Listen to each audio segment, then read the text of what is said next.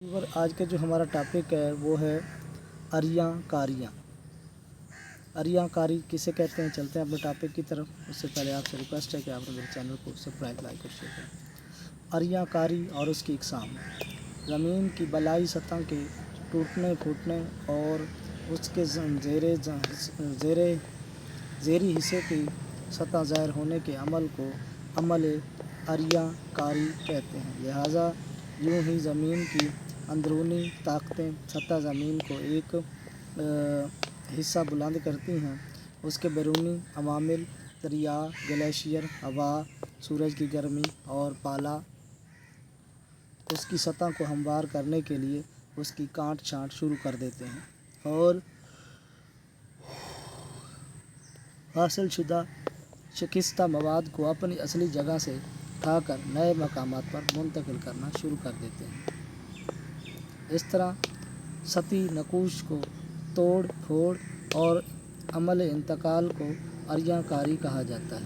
اریاں کاری یا شکست و ریخت کی اصطلاح ان تمام عوامل کو بیان کرنے کے لیے استعمال کی جاتی ہے جو زمین کی سطح کو توڑتے ہیں اور زمینی مواد کو ضائع کرتے ہیں اور اس کو کسی دوسری جگہ منتقل کر دیتے ہیں۔ اریاں کاری کی درج ذیل 3 اقسام ہیں۔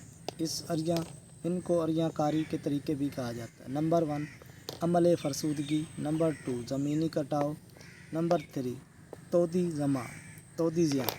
عمل فرسودگی سے مراد چٹانوں کا ٹوٹ پھوٹ کر چھوٹے چھوٹے ذرات میں تبدیل ہونا ہے۔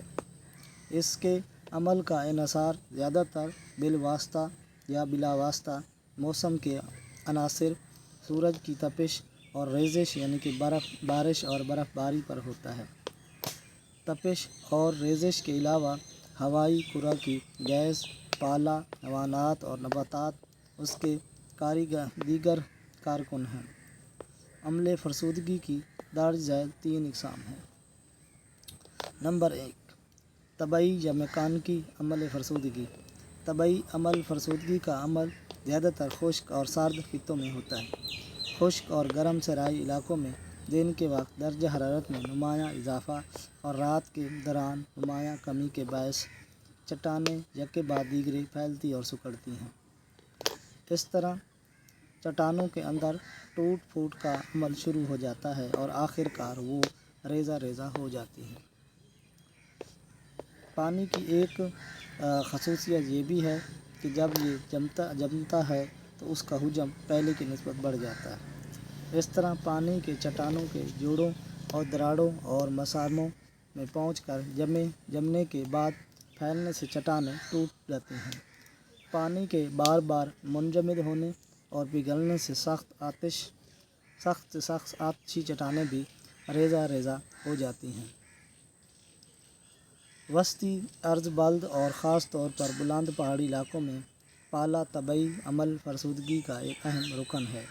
یہاں روزانہ دن میں پانی پگھلتا اور رات کو جمتا ہے۔ بار بار کے اس عمل سے چٹانیں ریزہ ریزہ ہوتی رہتی ہیں۔ پاکستان کے شمالی علاقہ جات میں پالے کا یہ عمل چٹانوں کی فرسودگی کا سبب بنتا ہے۔ چٹانوں کے بالائی حصوں کا بوجھ ان کے زیریں حصوں پر پڑتا ہے۔ جب زمین کی سطح پر موجود بوجھ کو دریا، گلیشیئر اور ہوا کہیں اور منتقل کر دیتے ہیں تو یہ زیر زمین چٹانیں نتیجتاً اوپر کی جانب ابھرتی ہیں، جس کی وجہ سے اس کی بالائی تہہ ٹوٹ پھوٹ کا شکار ہو جاتی ہے۔ کیمیائی عمل فرسودگی: چٹانیں معدنیات کا مجموعہ ہیں۔ جب یہ معدنیات پانی، آکسیجن اور کاربن ڈائی آکسائیڈ سے متاثر ہوتی ہیں تو رد عمل کے دوران پر ان میں کیمیائی تبدیلیاں پیدا ہوتی ہیں۔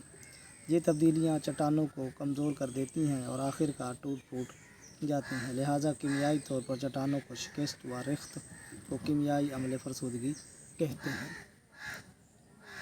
چٹانوں کی معدنیات میں پانی کی شمولیت سے کیمیائی عمل ہوتا ہے جس کو آب پاشیدگی کہتے ہیں۔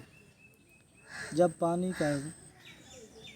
بارش کا پانی چٹانوں کے جوڑوں، دراڑوں اور مساموں میں داخل ہوتا ہے تو نمکیات اور معدنیات کے حل ہونے سے ایک محلول ہوتا ہے۔